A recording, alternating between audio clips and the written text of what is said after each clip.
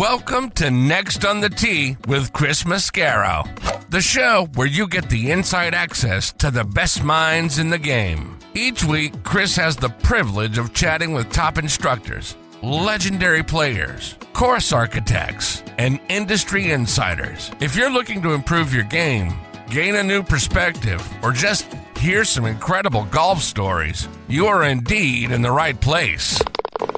You see, Chris, let me tell you something. I haven't spoken to a press man in my life that is knowledgeable, seriously, as you are.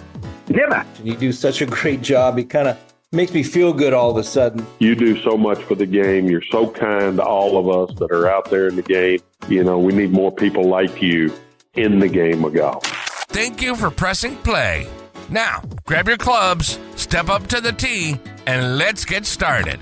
This is Next on the Tee. Hi, folks, and welcome into this week's edition of Next on the Tee, where golf legends live and your game gets better. I'm your host, Chris Mascaro, and this week I've got three great friends, all experts in their respective areas, back to enlighten us and get us down to the heart of the matter. Who am I talking about and what am I talking about? Well, our resident director of instruction, Tom Patri, is back. This time around, TP is really fired up, and it's all around basic human decency. We know that every player-coach relationship doesn't work out. Maybe a player eventually needs another voice after being with a coach for a long stretch of time. It happens. But there's a way to exit any relationship, really. You should come in with class and go out with class. You don't do it with a 1 or 2 line text message, especially not after said coach helped you out in a time of financial hardship, did the coaching at a reduced rate for you, opened up his house to you. So we get into all of those things. We talk about player-coach relationships and the unfortunate ways some players handle that exit in this Twitter, X, Instagram, text message world we live in nowadays. We talk about that and then get into the world of the player-caddy relationship and guys like Collin Morikawa being onto his 5th caddy of this season, folks. At what point does a player need to stop blaming everything and everyone around him? It's not the clubs, it's not the golf ball, it's probably not the coach or the caddy either. Sometimes we all got to just look in the mirror and what's coming back at us, looking back at us, there's your problem right there. Fix that piece, own it, be accountable. So TP and I get into all of that, and we'll do it in just a minute. Following him, the confidence doctor, Dr. Bob Winters, is back. Dr. Bob jumps into some of that very same conversation, weighs in on all of that. Plus, we hear about one of his students, Rianne Malixi. She had a strong showing at the U.S. Women's Amateur a couple of weeks ago. Had to share the lead after the first round, so you'll hear about that. Plus, as Doc does every month, he drops some pearls of wisdom on us. Here are a couple that you're going to want to write down and take away from this upcoming segment. It's hard to keep someone hungry when the refrigerator is always full. Love that. And he also shares what the play acronym stands for when he shares it with his players. So you'll get a couple of pearls from Doc as well. Then in part 2, I'm joined by Briston Peterson. Briston is fantastic, folks. He is the founder of On Point Golf, the best ball marker in the game. If you don't think a 3D ball marker can make a difference in your ability to make putts, well, Briston and Science are here to tell you you might want to change that thought process. I wasn't sure about the accuracy in that statement, but guess what?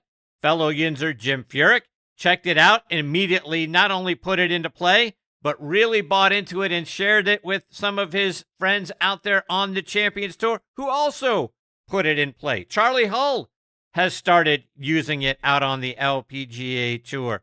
When I started using it, I figured it out. You know what? There's something to this thing. Putt started to get more online and started to drop. So, folks, here's what I hope you'll do. Check out this segment. Hear what Briston has to say. Hear all the things that it's beneficial for your game of golf and how other people have used it and realized more putts going in the hole. And then do me a favor. Go on to nextonthetee.net. Go on the Contact Us form and send me a note, or go on to social media and at me at CT Mascaro. And while my supplies last, I'll send you one. And then tell me what you think. Put it in play, and then follow up with me and say, hey, Chris, here's what I felt like it did for me or didn't do for me. I'm interested in your honest feedback. Let me know what you think, and we'll go from there. All right? Again, you can go on to nextonthetee.net, use the Contact Us page, send me a note, say, hey, Chris, I'd like to give it a try. Here's my mailing address. I'll send one out to you. Or you go on to social media, Instagram or X. You can find me at CT Mascaro. And like I say, while supplies last, I'll send it out to you. Let me know what you think. So, folks, the upcoming episode is amazingly fun. It's really informative. I can't thank you enough for pressing play and being a part of it. You guys are absolutely the best supporters in the history of podcasts. Sit back, relax. Thank you for taking the journey with me over the next couple of hours.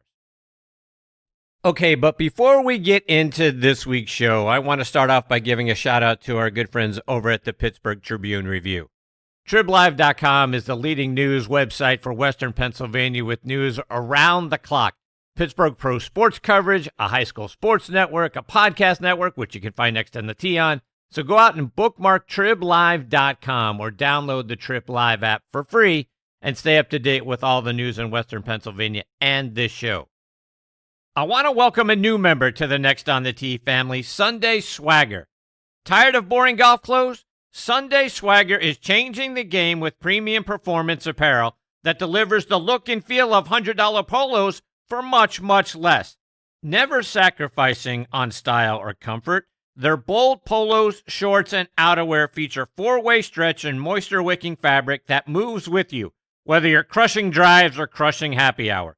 With over 300 unique designs and vibrant colors, ranging from bestsellers like Jawbreaker to exclusive collaborations with Guinness, Sunday Swagger offers something for everybody.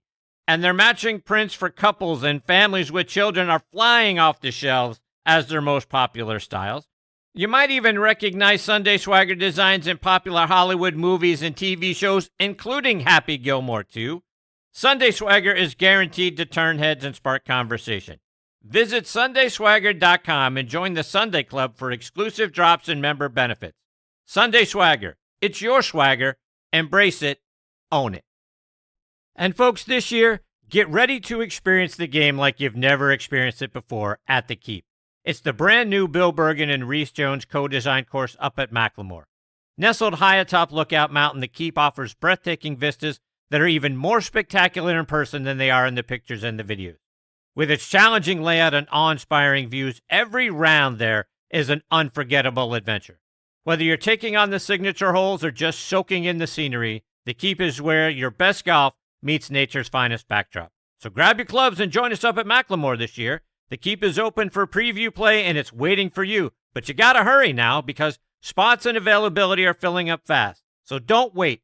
Check out both courses, the Highlands and the Keep, for yourself online at themacklemore.com. And then do yourself and your buddies, or yourself and your family a solid by getting your spot reserved now.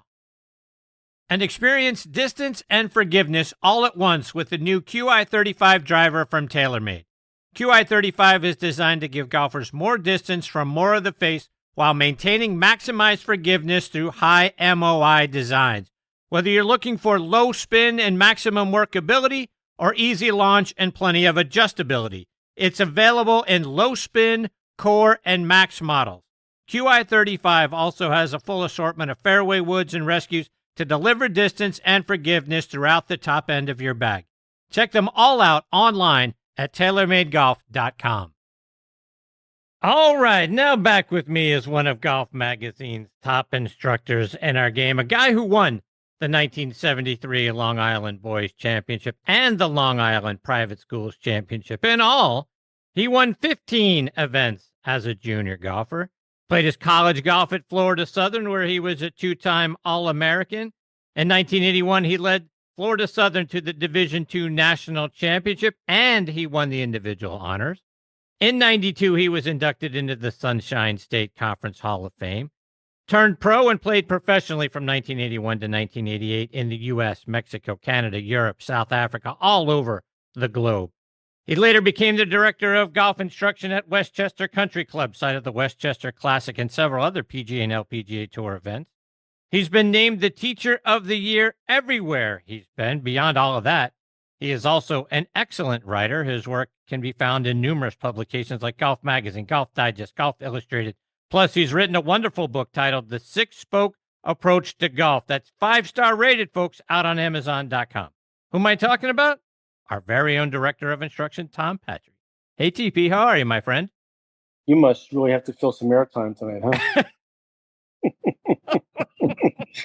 you must have to be short on guest nights. This is going to be a longer segment, huh?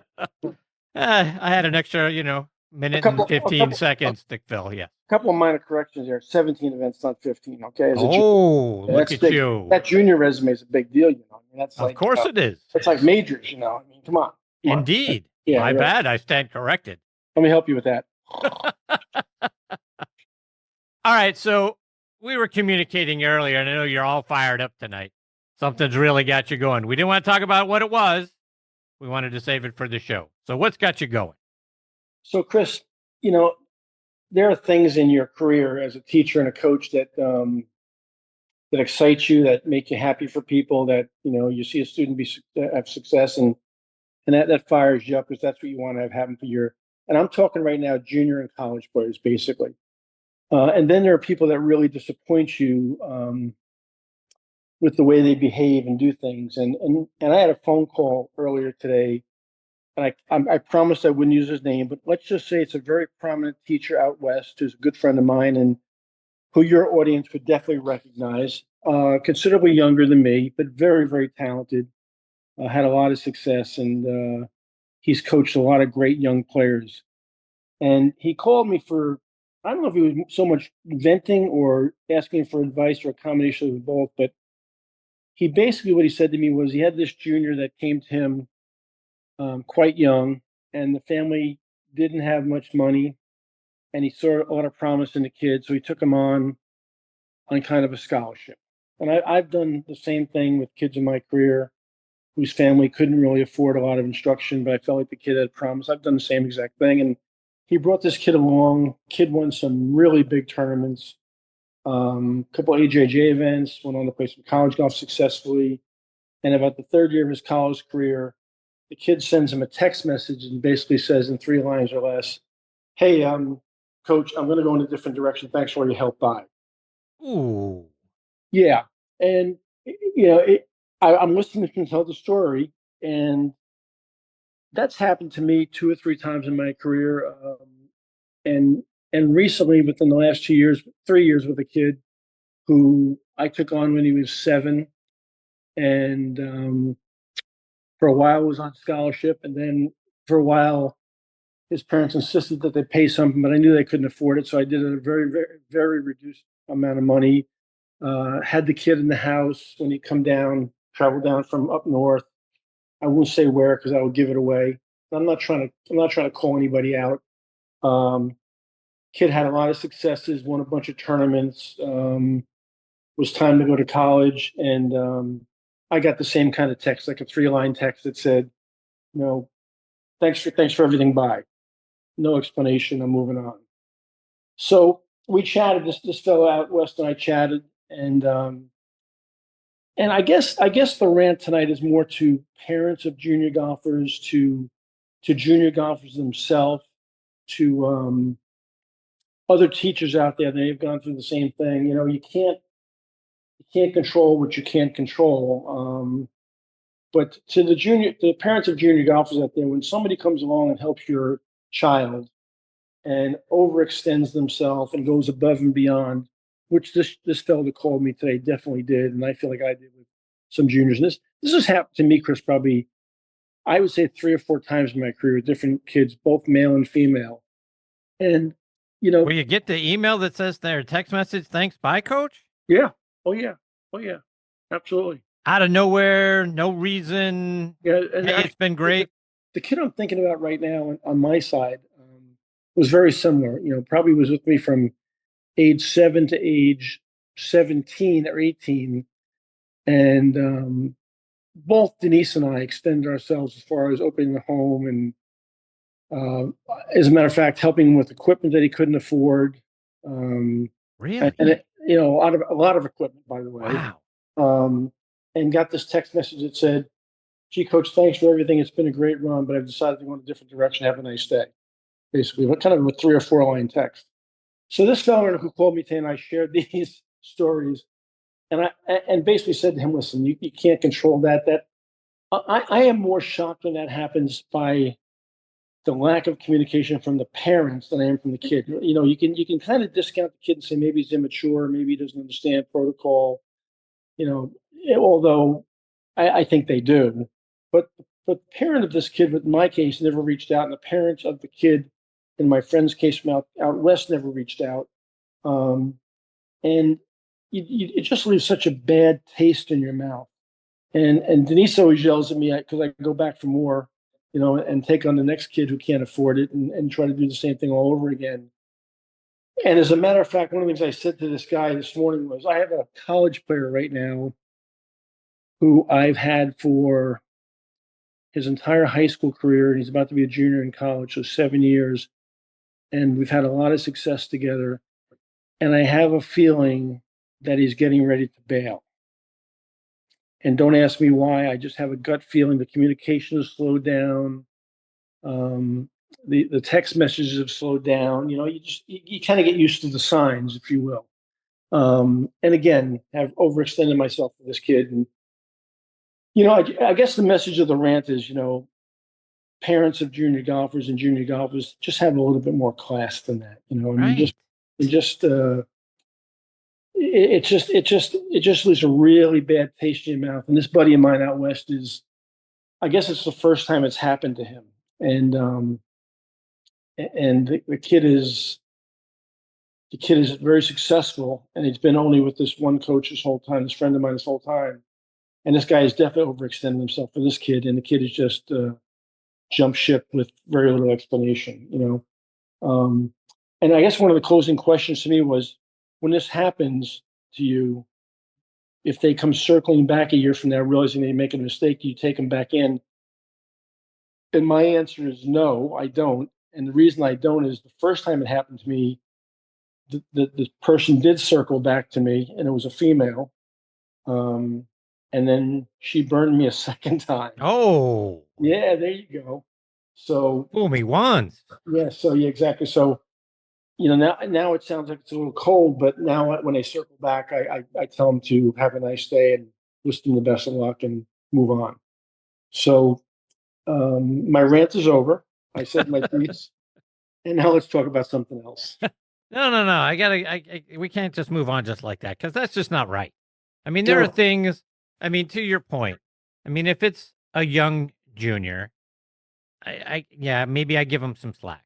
I don't know, at what line you would age you would cut that off and say, hey, once they reach 15 or whatever.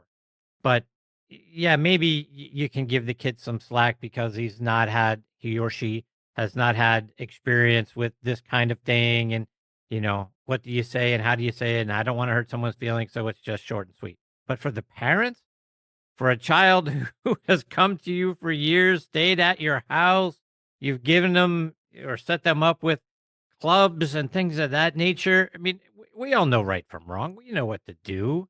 I mean, at a minimum, if you've made a decision to go another direction, at least give somebody the courtesy of a phone call and a why. Chris, I and on the other side of the equation, I've had college players and young professionals who decided to make a change come to me and sat down and said, I need to talk to you face to face. I feel like I need to hear a different voice. I feel like I need to have a different take on my golf game, my golf swing. And I didn't, I appreciate everything you've done for me. I don't want you to think I don't. Can I leave the door open if this doesn't work out? And they've had a very mature approach. And I said, listen, you're welcome back here anytime, because they did the right thing, and I've had that happen too. And I said, listen, the door's always open. Good, best of luck. If you need anything, just call me. If you want to bounce something off me, just call me, because they did it the right way. Yeah. But when they don't do it the right way, and especially the parents, at this point, it's game, set, match. Basically, we're done. Yeah. No, I mean, 100%. I mean, again, especially on the parents' end, you know right from wrong. You know how to do things. You know how to go out with class, if you will, and move on. Sometimes, coaches and students don't connect. There's all kinds of reasons why. Maybe you can no longer afford, thing, and you're not going to ask for, continuing to drop a price and that sort of thing. Look, there's a lot of things that can come up, but Right. go out the right way. No, I agree. I agree. So at the end of the day, we had a 45, 50-minute discussion, this fellow and I, from out west, who's, again, he's very talented, very, very talented. And he's probably 30 years my junior at least. And, he just wanted to have my take on it. So I gave my take. I gave my take on the right way to go out and what to do, and the wrong way to go out and what to do, how I handle it. And I said, you don't necessarily have to handle it the way I do, but that's what I do, if you're asking me. Yeah. When it's out the wrong way, the door is shut. When it's out the right way, the door is always open. Come on back. There you go. You end it with class, them not so much. Right. All right, so let's switch gears. Go ahead.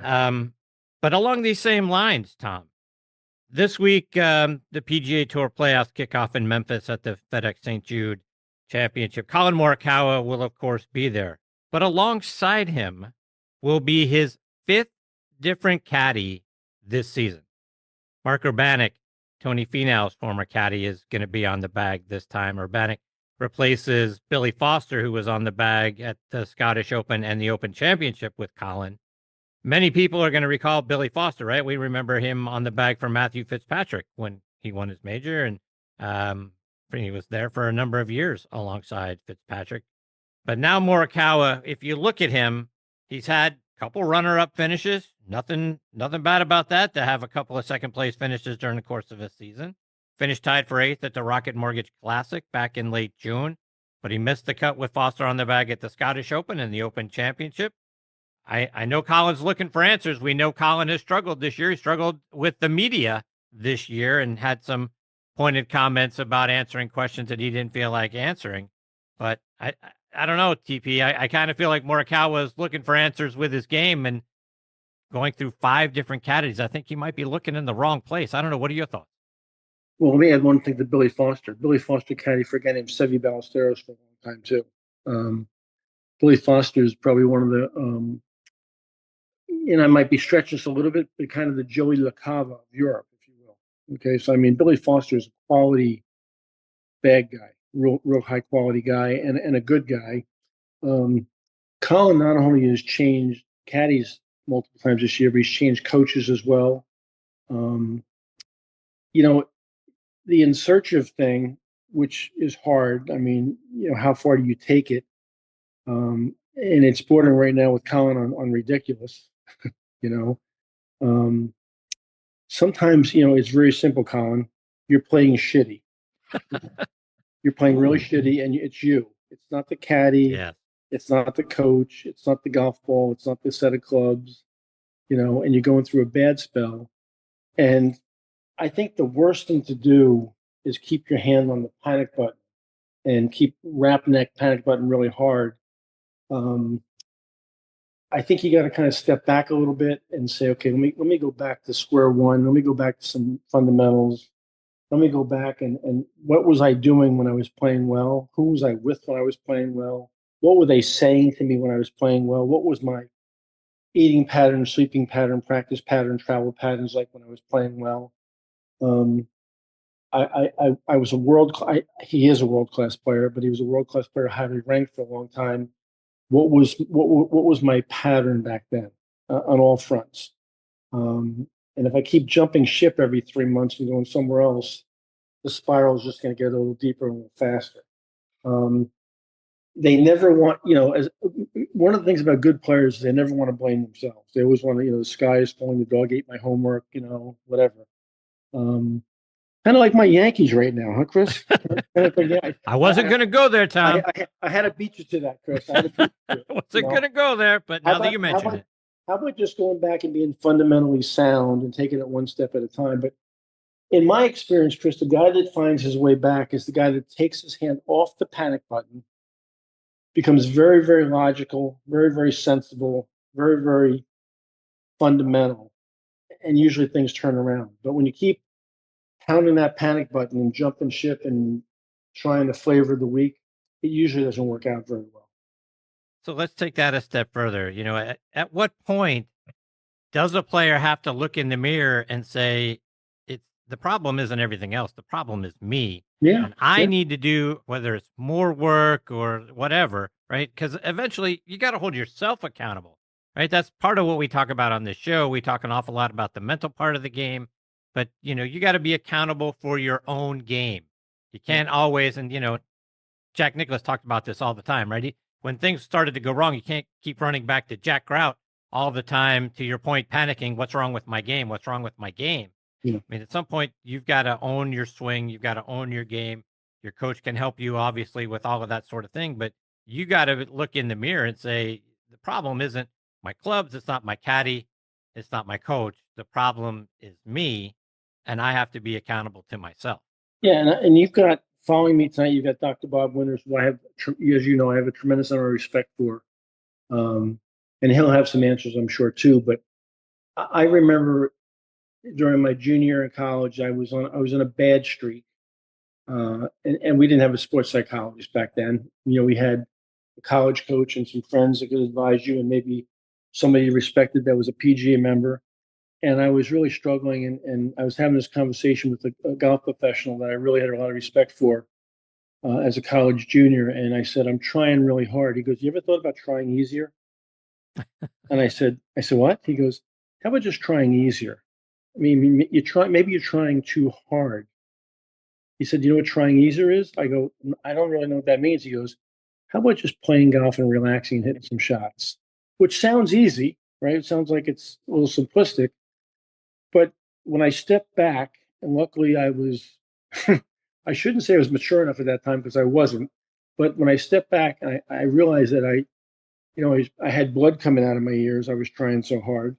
And I just kind of took a step back, and I went back to doing things I knew was fundamentally me when I played well, and just kind of took a deep breath. And it was funny how things were kind of worked out a lot faster that way.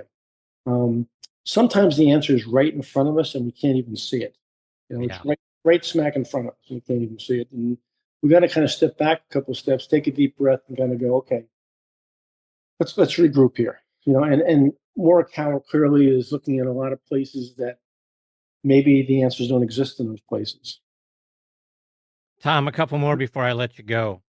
And the Wyndham Championship, last week, Cam Young goes out there, wins it going away, wins it by 6 strokes. It was his first win out on the PGA Tour. It moved him up to 16th in the FedEx Cup standings, and perhaps more importantly, up to 15th in the U.S. Ryder Cup standings. Now, people may recall that he was one of the guys snubbed last time around when he was ranked 9th. So if we had picked all chalk, he makes it in, but he didn't. He wasn't chosen. Also, a guy who wasn't chosen was the current captain, Keegan Bradley, who was ranked 11th last time around in the standings. So I want to get your thought. Do you think Keegan will look at Cam's win, plus how well he's played recently, back-to-back tied for 4th finishes in the Canadian Open and the U.S. Open, combined with both of them being snubbed last time around? Keegan obviously is going to remember an awful lot what that felt like. Could he reach outside the top 12 if Cam doesn't continue to ascend into the top 12? He's obviously got a couple of tournaments left. But if he were not to be amongst the top 12, can you see Keegan going out there and picking Cam to be one of his captain's picks? Let me back up just a little bit. First of all, kudos to Team Young. Cam Young's dad, David, and his mom, Barb, are good friends of mine. We spent time in the Mets section together. They're wonderful people, wonderful family. And I watched the last round on the last couple holes on TV in the first part of the tournament in the car, listening to it on the radio. And I couldn't be happy. Isn't it funny how you have, I think, 7 runner-ups and all of a sudden you win by 6? You just blow the field away. He was long overdue and has played some wonderful golf. He's a fine player.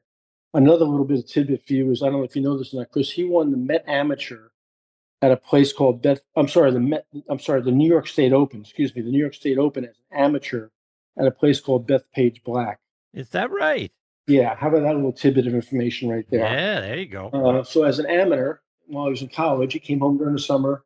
New York State Open is a pretty good sized tournament. So I think it's a $150,000 tournament. And he was playing as an amateur, qualified, and beat the whole professional field and won at Bethpage Black.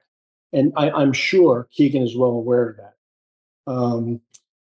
can he go outside the top 12? Not only can he, but he should. This guy is peaking at the right time. His game's turned around the second half of the season.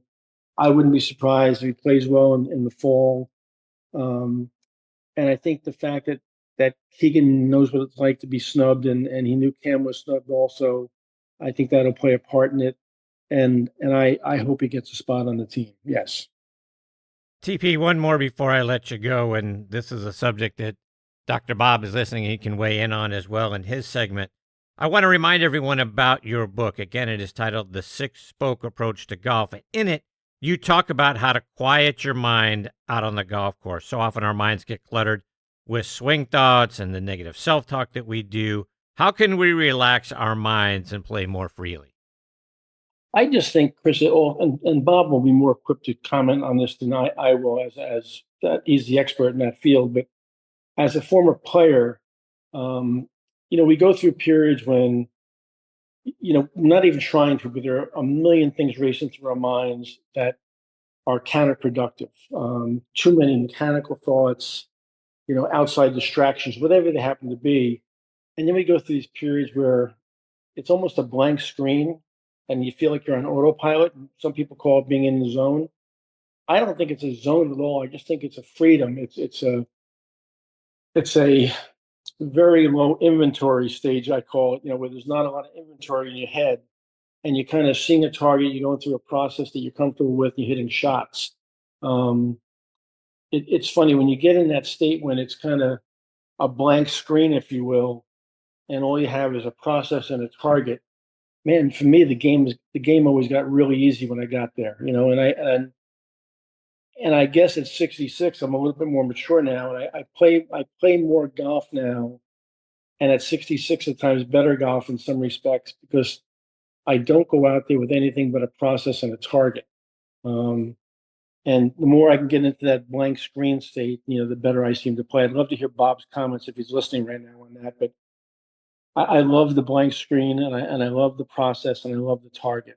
I said to somebody the other day, I spent some time a while back with a guy named Raymond Floyd, and he was a pretty fair player, and had kind of a laid off, funky backswing. And I asked Raymond, I said, Raymond, did you ever really think about changing your backswing? And he kind of looked at me with that stare, which was scary, by the way, when he stared at you, like he got your attention. He goes, Tom, you don't hit it with your goddamn backswing, do you?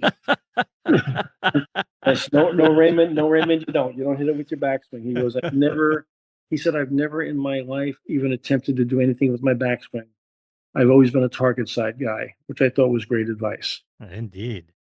Yeah.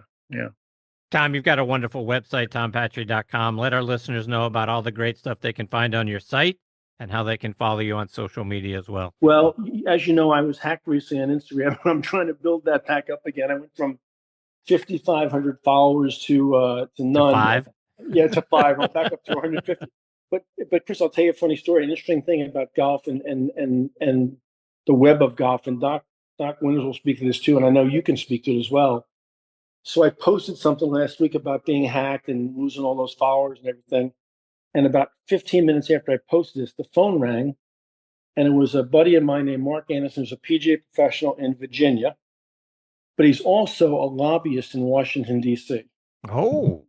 And he said to me, Tom, what happened? And I told him. He goes, do you know who one of the people I represent in my lobby? I go, no. He goes, Meta. I go, what? Wow. He represents Instagram and Facebook. He said, tell me what happened. Do you have any screenshots? I said, I do. He goes, send me all your screenshots, and I'll see if I can make contact with somebody for you. So all of a sudden, there's this little ray of hope. And he said, it might take a little while, but I'll get back to you. So fingers crossed, maybe that pops up again. But that's the web of golf, right? That's the network we all live in. When you're connected to the Chris Mascaros of the world, and the Bob Winters of the world, and the Raymond Floyds of the world, and the Freddie Couples of the world, and we can go on and on. We don't realize how lucky we are. I mean, the guys that you become friends with on the senior tour, and the Dr. Bob's web is huge as well, and then we all kind of integrate with each other and pass things around, and it's an incredible network of people and talents that we're really lucky to be part of this game, aren't we? No, 100%. Couldn't agree with that more. Yeah. Tell Bob I said hi. I will. I'm going to stay on and listen to that segment for a little while. Try not to embarrass yourselves. Try to be intelligent, both of you. Try to say something smart, both of you, and sound Wow. See, now know? you got to go south. And I left the Yankees alone. And this is how you got to go They out. stink. They stink. Oh my God. Fuck you, bro. Bye bye. All right. See you. That is a great Tom Patri, folks. Again, tompatri.com is where you can find him online. At @tpatrigolf is where you can find him on Instagram nowadays. And like we always say, make sure you go out to YouTube and subscribe to that YouTube channel. 350 plus free video lessons waiting for you right there for free. You can't find that anywhere else from anyone else. Tom Patri's the best. I love that guy. We'll get back together with him again here, pardon me, in a couple of weeks. Coming up next, we're going to get our regular monthly visit from the confidence doctor, Dr. Bob Winters. Before I bring Doc into the show, I want to remind you about our wonderful friends over at On Point Golf and their out-of-this-world On Point Golf Ball Marker. And if you don't have one, folks, you really need to go check it out at onpointgolf.us. Get the #1 ball marker in the game of golf. On Point is the only three-dimensional ball marker out there, with alignment technology and a removable coin that is approved to use according to the rules of golf. As you know, putting is all about line and pace. Mark your ball with On Point, engage with your three-dimensional ball marker, and have more confidence in your line, execute the putt, and you're going to lower your scores.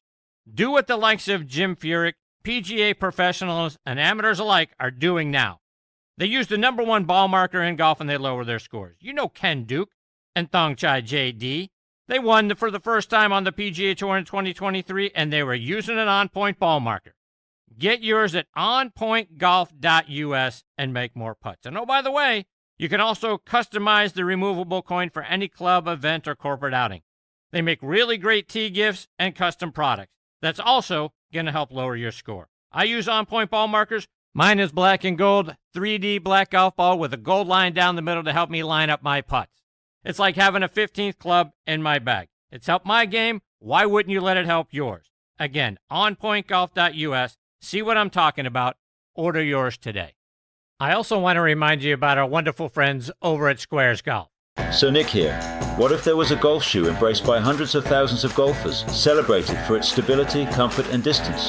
What if this shoe earned the title of most technologically advanced golf shoe by Sports Illustrated? And what if the company behind that shoe spent the last year perfecting a brand new category of golf footwear?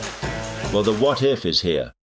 Introducing the all-new Pro S2 LT by Squares, a new class all of its own, the perfect blend of lightweight comfort and stable performance. You'll notice the difference. Change your shoes, change your game. Squares. I also want to give a special shout out to our wonderful friends over at the Pittsburgh Brewing Company. Their pumpkin ale is back, folks. It's the #1 selling pumpkin beer in Western Pennsylvania and incredibly popular everywhere their beer is sold. Why? Because it's everything you love about beer disguised as everything you love about homemade pumpkin pie. Go online to pittsburghbrewing.com to check that one out. Plus, their other great beers, including the Blockhouse Blueberry Wheat, along with my family's favorites, Iron City and Icy Light, of course. Plus, make plans to attend Oktoberfest on Saturday, September 13th and Saturday, September 27th. Tickets are on sale now at pittsburghbrewing.com. All right, now back in Next on the Tee with me, like he does at the beginning of each and every month, is the confidence doctor, Dr. Bob Winters. As you know, Doc has become a wonderful friend of this show. This is the 20th time I've had the privilege of getting to spend some time with him. You can find him down at the Ledbetter Golf Academy at Reunion Resort or at his own performance enhancement company down there in Orlando. He is doing such a fantastic job with players ranging from junior golfers all the way up to players on all of the professional tours. In fact, Doc is one of the early pioneers who developed mental training for junior players. He's also a board member at the Next Tour, which is a feeder tour to the Epson and LPGA tours. And I couldn't be more excited to get to have him back again with me here this month on Next on the Tee. Hey, Dr. Bob, how are you, my friend? I'm doing great, Chris. Thanks so much for having me on. Great to follow TP, the great Tom Patri. And it was so unbelievable that he wished me happy birthday greetings this past week. Look at him. Yeah, I mean, what a fantastic guy that was, and he keeps trying to remind me how old, that I am. And and I told him, I said, listen, I'm not old. I said, I'm getting better, with every day, and I'm Of course you are. celebrating the 51st anniversary of my 21st birthday. So that's fantastic. So it's really good.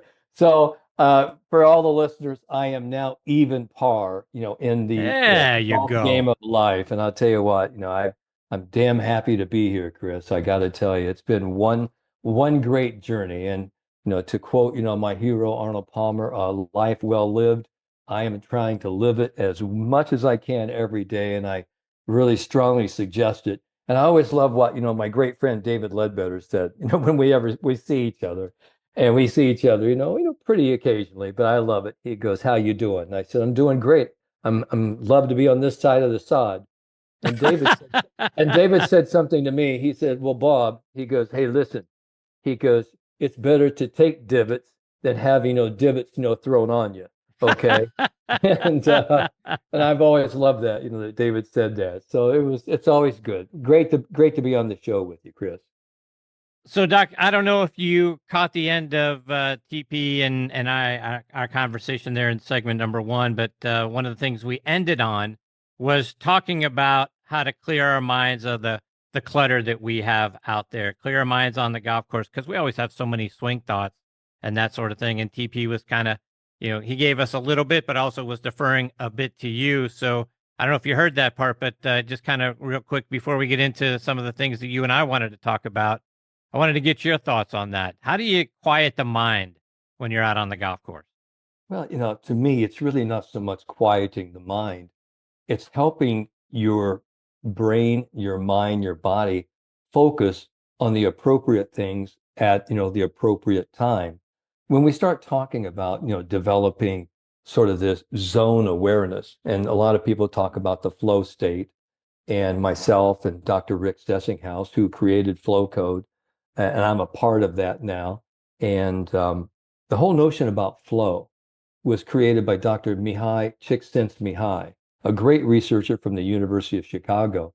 And he was trying to figure out, where people are and how they actually enter into sort of this great, wonderful feeling state, high energy, high performance.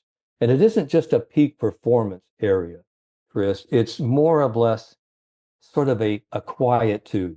So when we start talking about flow, there's a scientific term called transient hypofrontality. I don't want to get, too neural psychology on you here, but the point of it is everybody thinks the zone is some altered higher level state. And really it isn't. Transient hypofrontality is really sort of a quieting down. It's quieting the prefrontal cortex. It's letting other areas of your brain take over. And it's sort of a like a dimmer switch. It's like dimming everything down. And Tom was, pretty correct when he said, I used to play my very best golf when there wasn't a lot of chatter going on. And what happens for so many golfers is that they haven't stepped into the ball. They don't have a specific task. They don't have a specific target. They don't really have what we call a specific neural primed, what we call feel to step into the ball. So when they get up over the ball, they start sitting there and they start sort of searching. They start searching for a key. They start thinking about all the different lessons. And what happens, it becomes what we call in the motor learning literature, a reinvestment strategy. We're over the ball, reinventing the wheel over and over again, and our mind is racing. So we have a cluttered or scattered mind. So one of the very best things to quiet the mind is really get into what I call visual thinking. From behind the ball, looking down your target, what is it that you really want to focus upon? He talked about the great Raymond Floyd. And Raymond said one time, he said, playing golf is really playing golf with your eyes. And Gary Player said the same thing. Your eyes tell you everything. They tell you about the wind, the environment, the distance.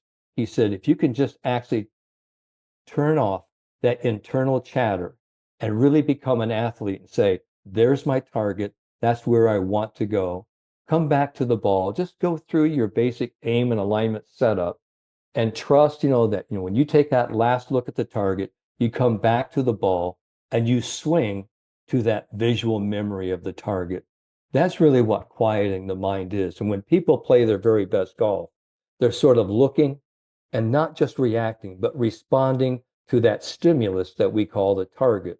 That's why we want to use our eyes to actually fall in love with the target, because if you see the target, when you come back to the ball, you're not really looking at the target anymore, but you have to have that visual memory of the target really emblazoned upon your visual cortex. So you can say, this is right where I want to go. So that's how you do it. You really give yourself a specific task, a specific target, then you just step in and then you just swing away to that target. But to me, playing golf and playing with high confidence is playing like an athlete and playing with your eyes. I'm not sure visualization is something that we do enough of or do it properly. I think what Tom was talking about earlier with respect to Raymond Floyd, and I think we get up and we look at the target and then we align ourselves and make our swing. I'm not sure within those parameters, we are really good at visualizing what we want the ball to do, then setting up and pulling the trigger. Well, here's something that we did, long before we had sort of all of these different, what we call portable EEGs. Myself, when I was there at, the Ledbetter Academy, when we were at Champions Gate, I had two of my great friends who happened to be two of the world's best in what they do. One was Dr. Bob Warren, who was chief of neurosurgery at the Mayo Clinic at Ponte Vedra, and also was Dr. Debbie Cruz, who was one of the world's best exercise physiologists, sports psychologists from Tempe, Arizona. So we got together and we got with XL Technologies. And what we did, we had about 12 different people come into the academy for 2 or 3 days, and we hooked them up to EEG, machines that were created by the XL company. Now, this isn't any 2 or 3 what we call receptor sites on like a focus band or something like that. We had 29 electrodes surgically put into the scalp of all of our golfers. Wow. So we had 4 professionals, touring professionals, 4 teaching professionals, and 4 amateurs. And the condition was you have a 170-yard shot. And we had different parameters, left, right, and the distance. But we would actually give them 3 conditions. One condition was you had a technical cue where you actually give them the cue and you stepped in and you had that one swing cue, whatever cue it was for you, behind the ball. Then the second, condition was you visualize the shot. Can you actually picture the shot in your mind's eye? And really, in truth, Chris, not everybody can visualize. So when people say, don't you see that? Don't you picture the shot? Not everyone can visualize. And a lot of people not only don't visualize, they have something called negative visualization. They see negative pictures. And the third condition was to getting to what we call a knowing state, just knowing that your ball is going to go to the target. Now, what we were looking for is that we were actually looking at their whole routine, and we were monitoring everything from the time they started to the time they hit the ball until the time, until the ball landed. What we were looking for, we were looking where the brain, where the mind of a golfer was 1 second prior to him initiating the swing. What we had, and it took us about 5 years to interpret the data. I mean, because there's so much artifact at that time. It was just hard to interpret what was going on and take a look at all these different visual maps. And Dr. Cruz and Dr. Warren and myself took a look at this years later. What we found out is that for golfers who were a little sort of like a medium to high handicap, they did best. They had the best results when they used one swing key, because they're sort of like riding a bike. They needed a couple of training wheels. Okay. So they needed something to kind of help them get through it, which a lot of people do.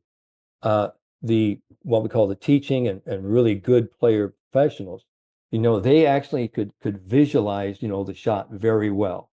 But what we found with some of our touring players, they also visualized but they also had a high degree of knowing. When they just stood into a shot, they just believed that the ball was going to go to the target. They had actually rehearsed it so many times in their head, whether through proprioception or kinematics or however you want to call muscle memory, they just knew that the ball was going to fly to their target. So it was a really interesting study. And, we really haven't, divulged, too much of that. So when people say, wow, you've been doing this for a long time. Have you seen this new, what we call OptiBand or this new thing? And we're really trying to find out where the brain was. Yeah, we did that about 20 years ago. And so what we find is that each one of us, when we talk about golf, to me, it's always been that acronym, Chris, that we gravitate to an optimum level of functioning. And what that optimum level of functioning is for Chris Mascaro may be different than it is for Dr. Bob Winters. You may need a swing cue. You may need something to step into the ball and hit the shot. For me, I can actually picture the shot. I know it's going to, and sometimes I even have a swing cue.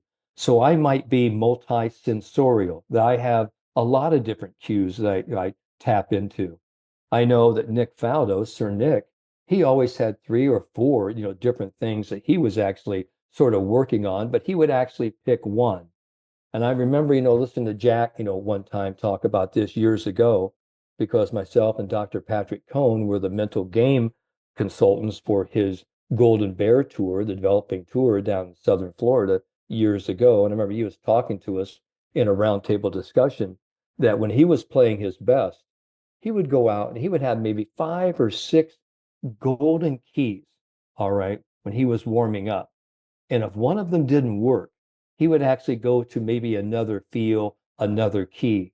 But the one that was most dominant that day, that was the one he was going with. So it isn't that you just have one thing, maybe you have an assortment.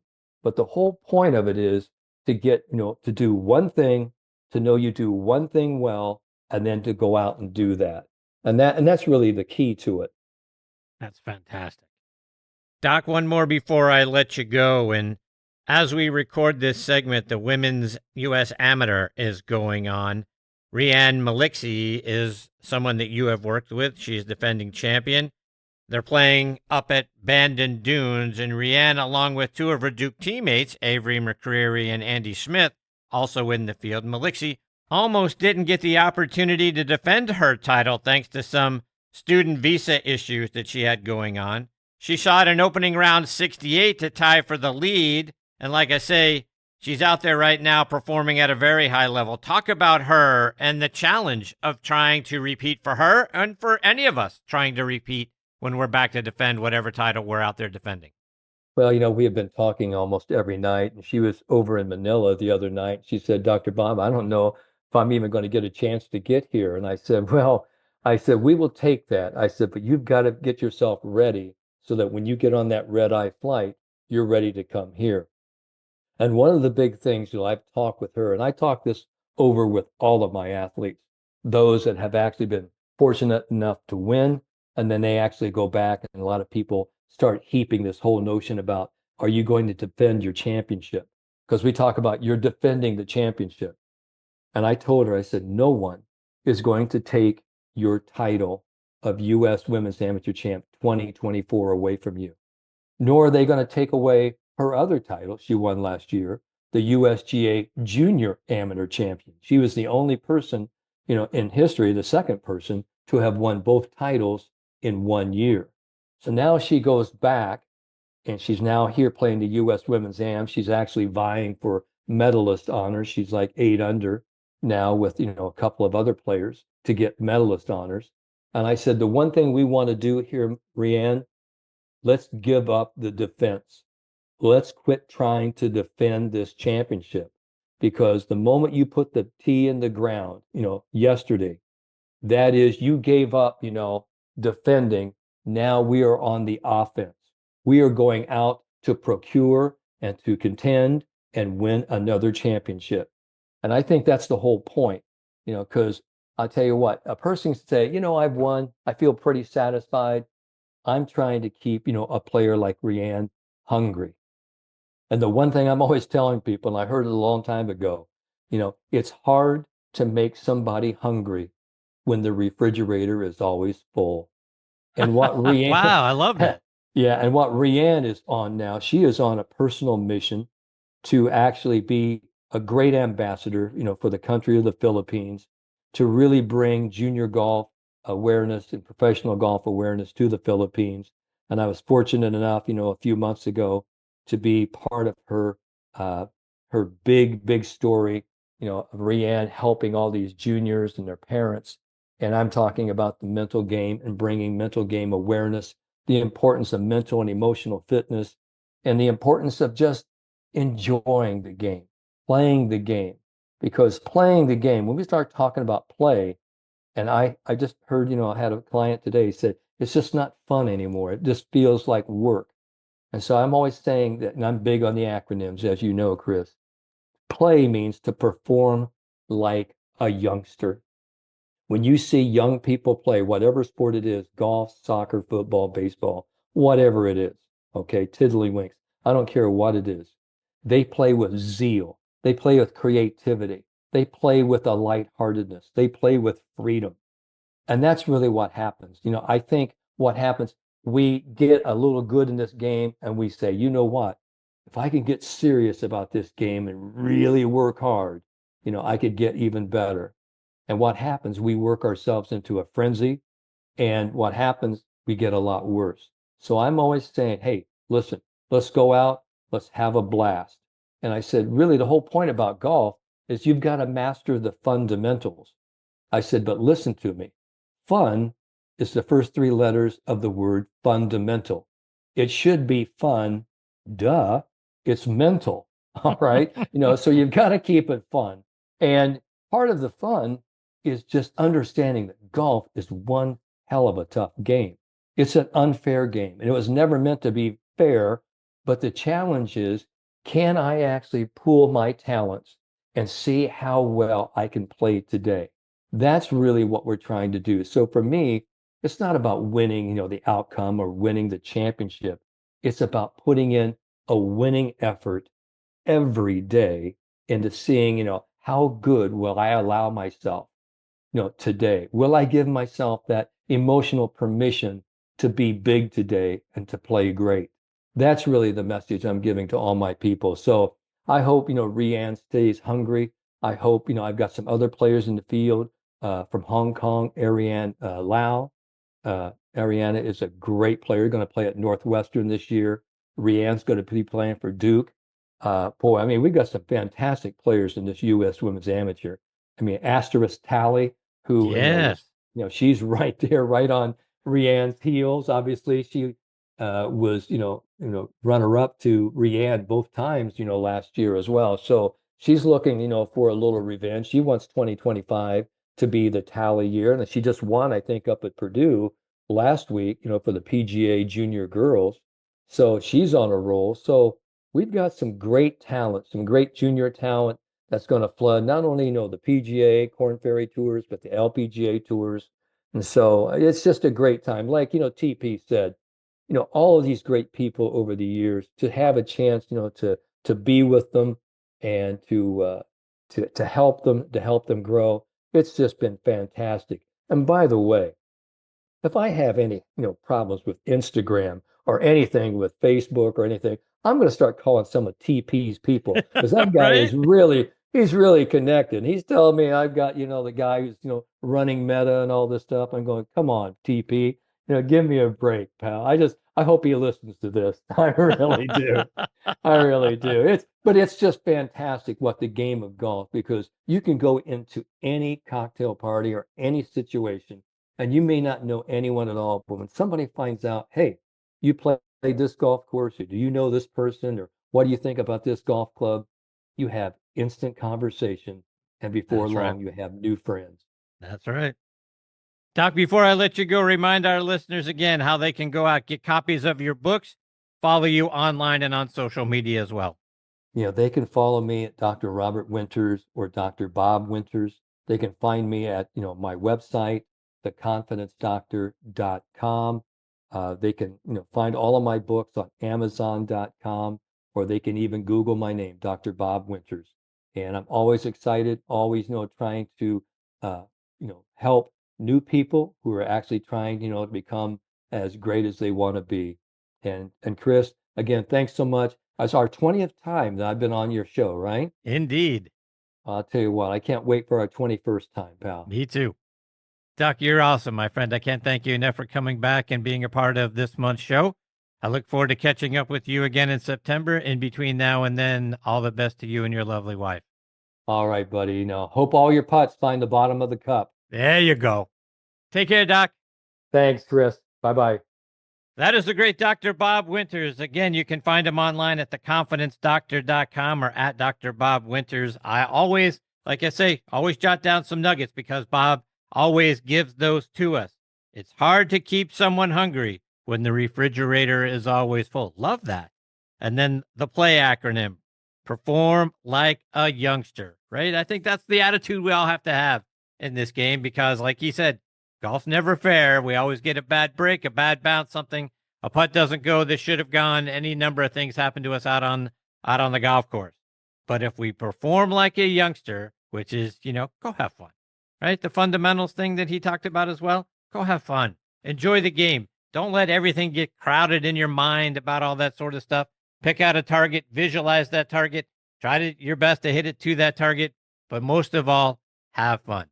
Doc's the best. I just love that guy. And like I said, privileged 20 times. And like you said, I'm looking forward to number 21 in September.